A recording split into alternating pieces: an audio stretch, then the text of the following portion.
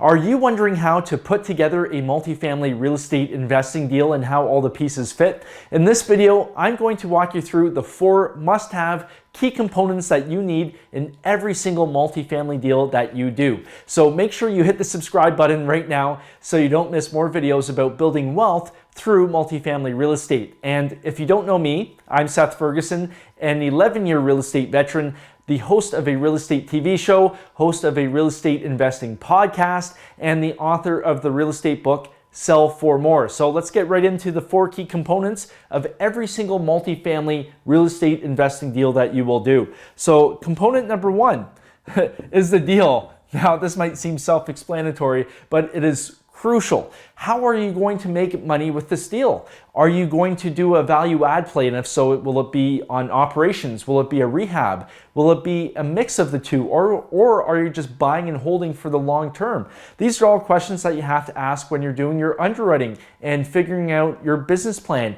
What sort of term are you going to hold the deal for? Is this going to be a 2-year quick in and out lipstick type of deal, or are you holding for 5 to 7 years, or are you projecting a 10-year hold? These are all questions that you have to ask about your deal to figure out whether the deal itself makes sense and whether you're going to make money for yourself and, most importantly, the investors, which brings us to component number 2, which is capital. Now, every deal needs money. Every deal needs capital, whether you're funding it yourself, whether you're raising money from investors. Are you raising money from accredited investors, non-accredited? Are you using institutional grade funds? All these things are very important depending and will dictate the type of offering you are presenting to investors. Plus, all the questions that you answered in component number 1, which is your deal, your hold period, your game plan, how you're going to add value and force that appreciation, these are all questions that your investors in the capital section will be asking of you. So you have to make sure your answers are on point. And component number 3 is debt.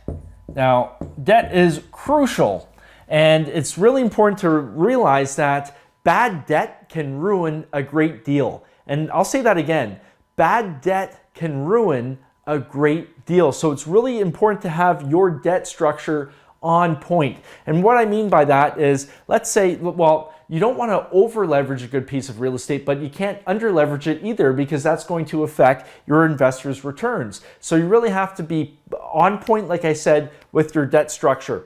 And also you have to think about the term. So right back to component number 1, which is your deal and your game plan. Let's say you're projecting a 5-year hold. Well, are you going to put some debt on the property with a term of 5 years?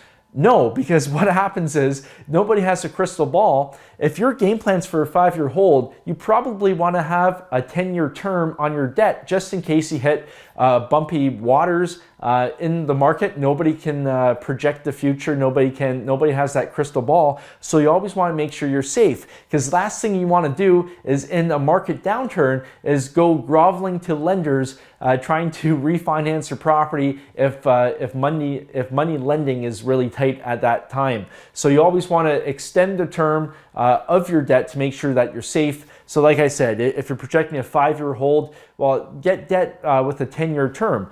Also with debt, is it recourse or non-recourse? Is there an interest-only period for payments? Maybe the first 3 years are interest-only, or maybe the first 5 years of the 10-year term are interest-only. All these things will impact your investors' returns. So you have to make sure you know exactly what's happening with the debt you are placing on the property. And component number 4 is management. Now, like I said with debt, bad debt can ruin a great deal. Well, great people, great management can turn an average deal into a great deal. So it's so important to have the right people on place, on site, making those day-to-day decisions that will have a direct impact on your bottom line as well as your investors' returns. So having great people, and as we know, there's different types of real estate. We have A properties, AA, B, C, D properties. A great manager in a C type of asset will not necessarily be a great manager with an A-class property, because Both types of properties demand different skill sets. So let's say you have a B minus property. Well, you're not going to go out and choose somebody who deals with C minus properties all the time. It's a totally different skill set. And plus with your management, do they have the same investment philosophies as you? Are you guys on the same page with the business plan? Do you both believe that the property can achieve the end result that you're looking for? All this stuff, the synergy, this is so important when managing people and managing your property manager.